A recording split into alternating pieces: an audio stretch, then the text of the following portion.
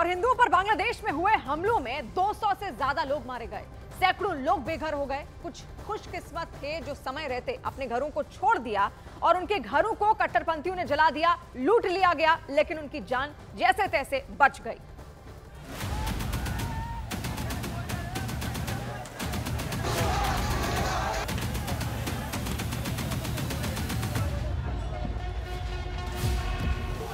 पिछले हफ्ते बांग्लादेश में विद्रोह ने वहां के प्रधानमंत्री शेख हसीना को देश छोड़ने के लिए मजबूर कर दिया।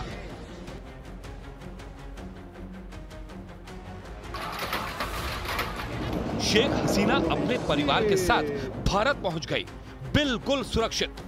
लेकिन बांग्लादेश में जो हिंसा भड़की थी वो अल्पसंख्यकों और खास तौर पर हिंदुओं के लिए काल बनती चली गई।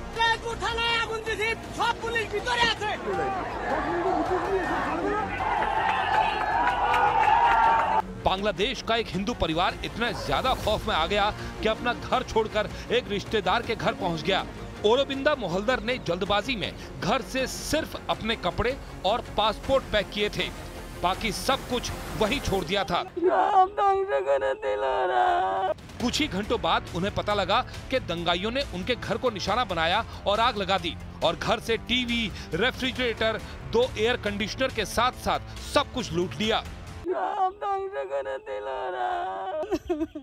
আমি তো ভীত সন্ত্রস্ত স্বাভাবিকভাবেই একটা লোকের এত যাবৎ সঞ্চয় করার জিনিসপত্র বাড়ি যদি আগুন ধরায় কেউ পোড়ায় দেয় সে বাড়ি তার যাওয়ার ইচ্ছে থাকে না।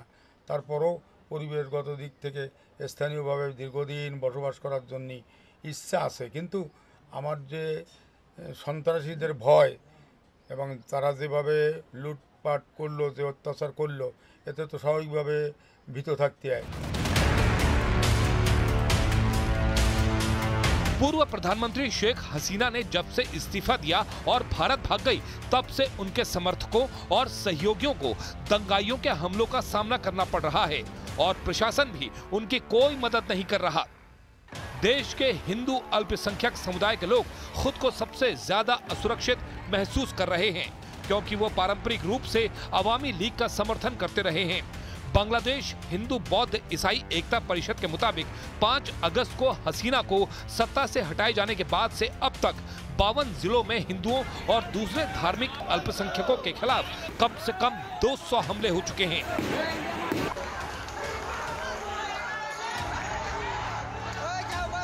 They are shivering, every family, everywhere, even in Dhaka, who are in the flats, they are shivering. They are closing their doors. They are not opening the door without confirming who is knocking.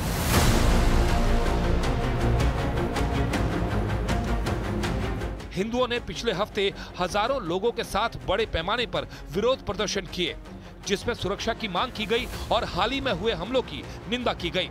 लेकिन BNP के नेता आरोप लगा रहे हैं कि इसके पीछे सियासी साजिश है। This is again a political conspiracy going on against the interim government and the people, because the people do not want anymore the government of Sheikh Hasina, who has killed so many people in these few years and destroyed the constitution, and they have violated the human rights. अंतरिम सरकार की ओर से माफी मांगी जा रही है।